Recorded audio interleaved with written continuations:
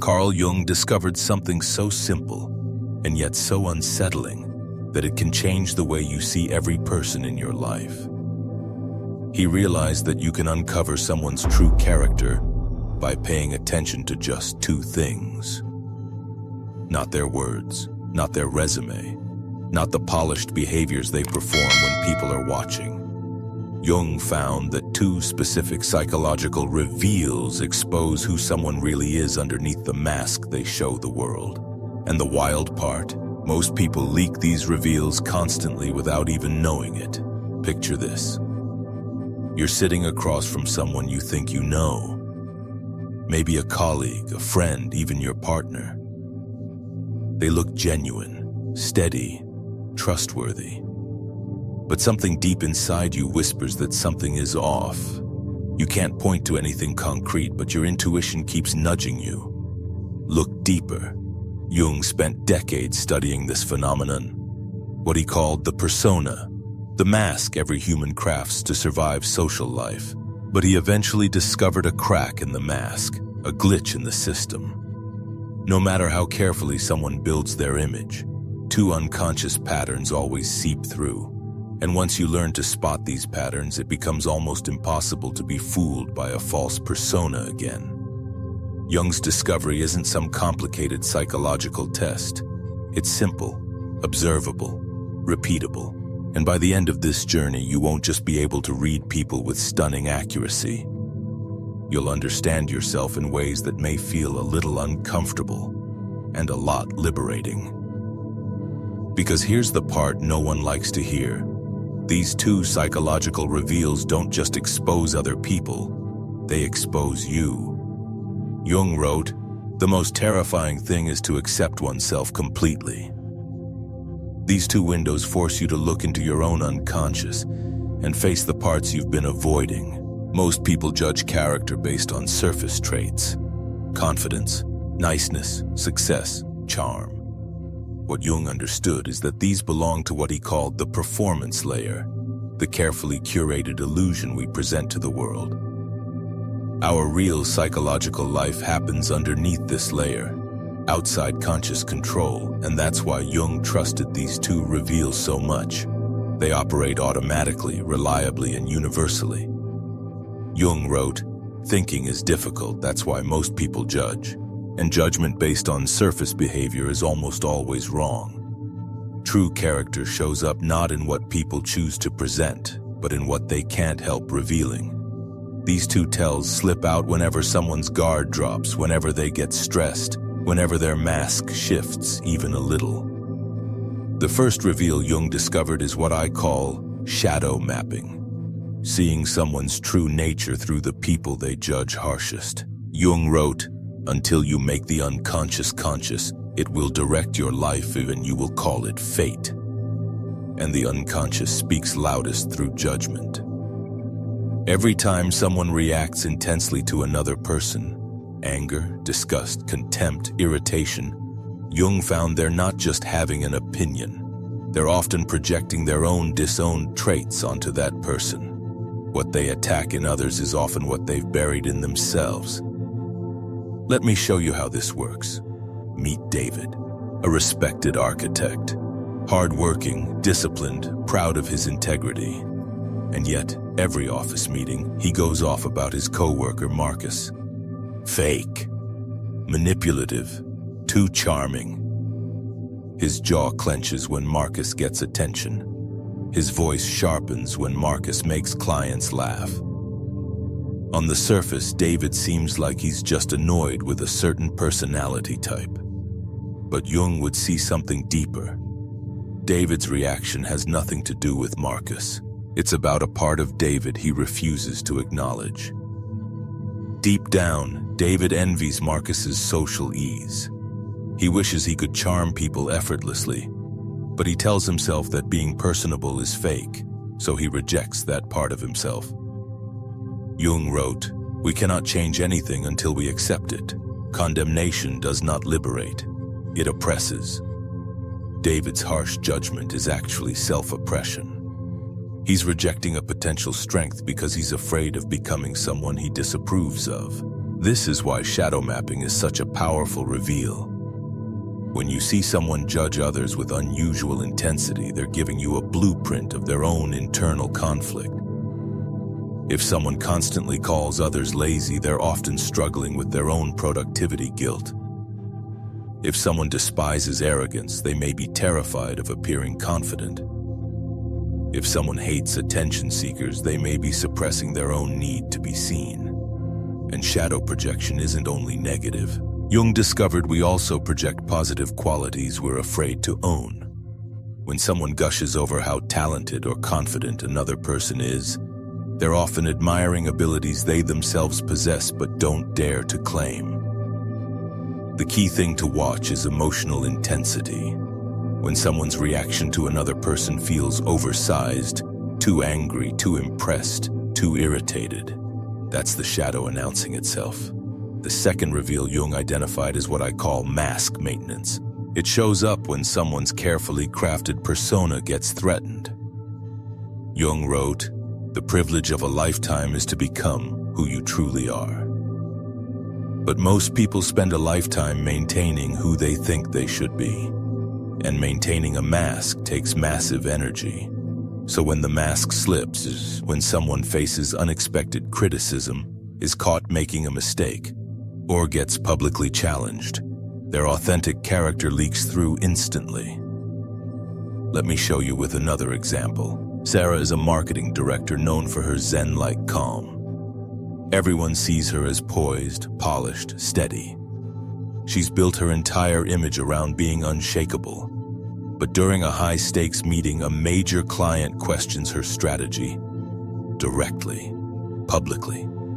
In that split second, Sarah's persona shatters, her voice sharpens, her body stiffens, she cuts people off. She blames her team. She throws subtle jabs at the client's previous decisions. The calm professional mask falls away, revealing someone defensive, anxious, and willing to sacrifice her team to protect her image. Jung would say this moment is her real character, raw, unfiltered, unprepared. Jung wrote, "The foundation of all mental illness is the unwillingness to experience legitimate suffering." Sarah couldn't tolerate the tiny sting of criticism, so she launched into a defensive attack. But here's the real insight. Persona breakdowns don't only happen in big moments. They show up in tiny cracks in everyday life. When someone's phone dies, when they're kept waiting, when someone ignores their joke, when plans change unexpectedly, when they don't get the attention they expected. Watch people in these micro moments. Their tone, facial expressions, posture, and micro-reactions reveal more about their character than hours of prepared conversation. Authentic character isn't who someone is when everything is going smoothly. It's who they become when their persona is threatened. And the people Jung called individuated, the psychologically mature, show consistency. Their public face and private reactions align. They don't crumble under pressure or become someone entirely different when criticized. They respond, not react. They stay real. Now that you understand Jung's first two reveals, we can explore why they work so powerfully. But we'll dive into that in the next section. Now that you understand Jung's two primary character reveals, shadow mapping and mask maintenance, it's time to dig into why they work so reliably. Jung spent his life studying what he called the architecture of the psyche, how the mind organizes itself to function, protect the ego, and navigate a world filled with expectations and pressures. And he discovered something profound. The unconscious mind is always speaking, always signaling, always expressing itself, even when we think we're in full control. Jung wrote, "The meeting of two personalities is like the contact of two chemical substances. If there is any reaction, both are transformed. But before any true psychological reaction can happen, you need to understand the composition of each substance, the hidden psychological patterns that shape someone's authentic character beneath their social performance. This is why shadow projection is so revealing. The unconscious cannot tell the difference between the parts of yourself you reject internally and the people you encounter externally, so it uses projection as a tool. Jung discovered what I call projection mapping, the unconscious pushing internal conflicts out onto other people so you can see them, wrestle with them, and eventually integrate them. This is why judgment is never random. It's not about the other person, it's about you. When David criticizes Marcus for being fake, his unconscious is trying to force him to confront his own shadow issue, the tension between authenticity and social ease.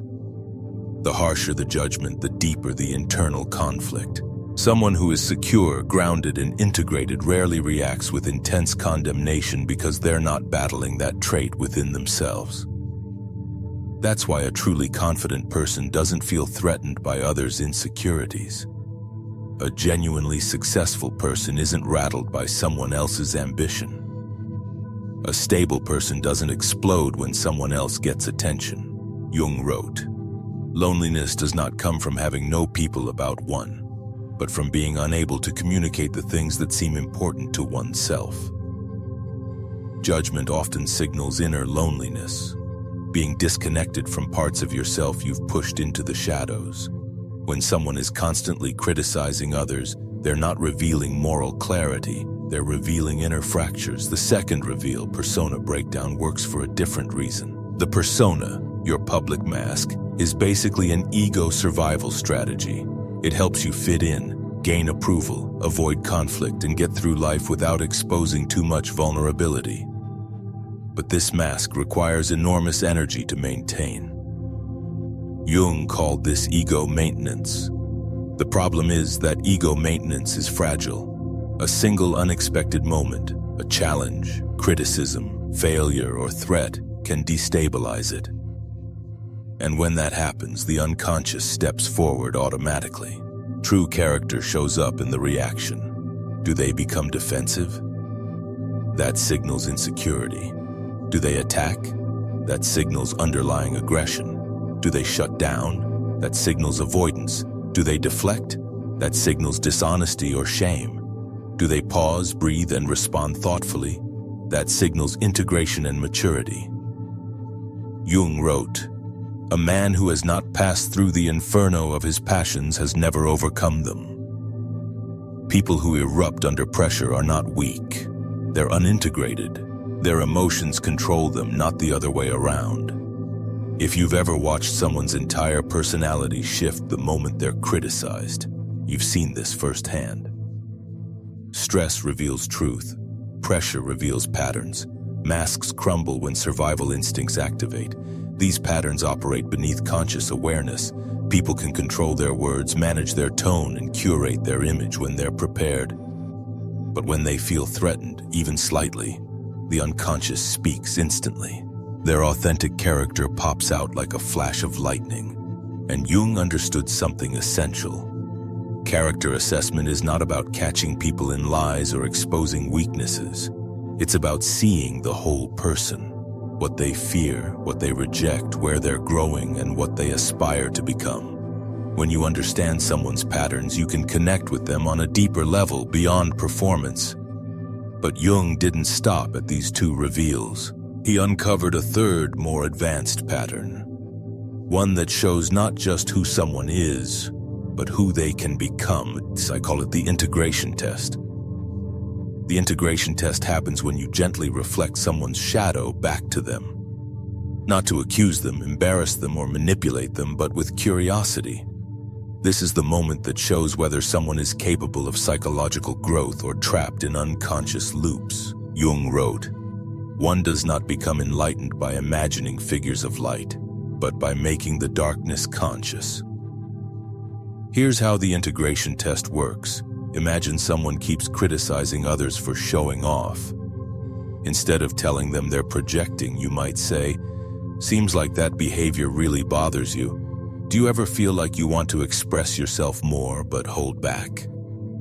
Their response reveals everything. Let's go back to David. Response 1. The defensive pattern. "Are you saying I'm fake like Marcus?" "Absolutely not. He's manipulative. I'm nothing like him." This is the unconscious type, completely unaware of their projection and threatened by the suggestion. Response 2. The integrative pattern. Honestly, yeah, sometimes I wish I could be more confident socially. Maybe I judge Marcus because I'm jealous of that skill. This is the integrated type. They can hold paradox, admit complexity, and see themselves clearly. Jung wrote, "The most intense conflicts, if overcome, leave behind a sense of security and calm." People who integrate their shadow become grounded, steady, and harder to disturb. They don't break under pressure, they bend. From observing thousands of cases, Jung identified 3 character types based on the integration test. 1. The unconscious type. They reject their projections completely and become aggressive or defensive when confronted. They move through life confused by their own reactions and shocked by how others respond to them. 2. The aware but defended type. They know they have a shadow but refuse to face it emotionally. They intellectualize everything. They admit they judge people but avoid exploring why. They are stuck between awareness and denial. 3. The integrated type. They can acknowledge their shadow honestly. They don't see self-awareness as a threat but as a tool. They use their reactions to understand themselves, not punish themselves. Jung called these people conscious individuals, not perfect humans, but awake. If you've ever realized that your judgments reveal more about you than others, you're already stepping into this 3rd category. But understanding shadow mapping, mask maintenance, and the integration test doesn't just help you read others. It transforms how you conduct relationships, romantic, professional, and personal. In romantic relationships, listening to how someone talks about their exes, coworkers, or people they dislike gives you a map of their inner world. Someone who's bothered by selfish people might be struggling with their own boundaries. Someone who criticizes needy people may be suppressing their own emotional needs. Use this insight to create intimacy, not conflict. In professional life, persona breakdowns tell you who can handle collaboration, leadership, or stress.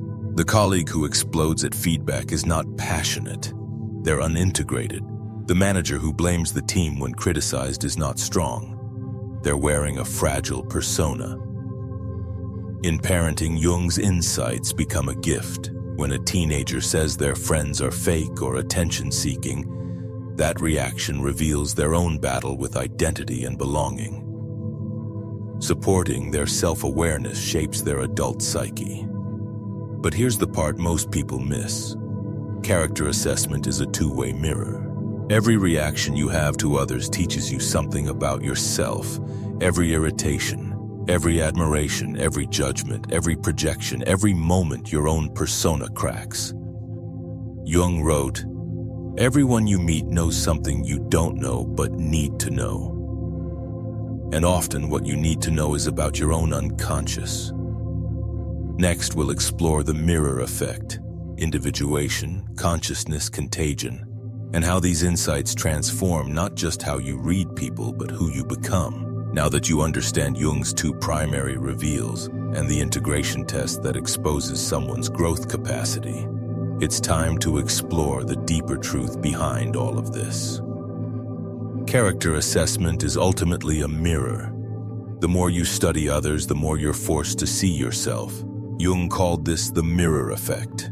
The moment when you suddenly realize that every frustration, every admiration, every emotional reaction you have toward others is actually revealing something about your own psyche.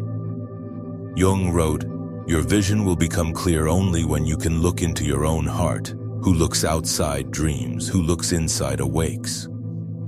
When you start observing others through Jung's lens, you awaken to parts of yourself you didn't even realize you were avoiding. The mirror effect operates on 3 levels. First, people who trigger you the most often reflect parts of yourself you've rejected. If arrogant people irritate you obsessively, then you need to explore your own relationship with confidence and humility. If you despise neediness in others, you must examine where you've suppressed your own needs. The reactions you have toward others aren't random. They're roadmaps pointing directly to unresolved parts of your psyche. Second, the traits you admire most deeply in others are usually undeveloped strengths within yourself. Jung called this positive projection, casting your hidden potential onto others because you're not ready to claim it yet. If you put someone on a pedestal for being creative, confident, disciplined, or expressive, you may be projecting qualities that are already inside you but haven't been fully expressed. Third, as you become skilled at seeing others' psychological patterns, you inevitably start seeing your own. You notice your own persona slipping during stress. You catch yourself projecting onto others. You become aware of your own shadow in real time. This is the beginning of psychological freedom. Every person becomes a teacher. Every reaction becomes data. Every relationship becomes a classroom. Let me show you how this unfolded for me. Years ago, I worked with someone who constantly sought validation. It irritated me to no end. I judged them harshly for being insecure, attention-seeking, and overly emotional. But when I applied Jung's framework, something uncomfortable became clear. It wasn't their behavior that bothered me. It was the part of myself I didn't want to see. I had my own subtle ways of seeking validation, ways I justified as professional or normal. My judgment wasn't moral clarity. It was my shadow screaming for acknowledgement. Jung wrote, "We are not what happened to us. We are what we wish to become." The mirror effect doesn't just show you who you've been. It shows you who you can become. The traits you notice in others, good or bad, are reflections of your own psychological landscape. This is also why some people feel strangely familiar the moment you meet them. Jung called this archetypal recognition. Your psyche recognizing patterns in others that resonate with your own internal structures.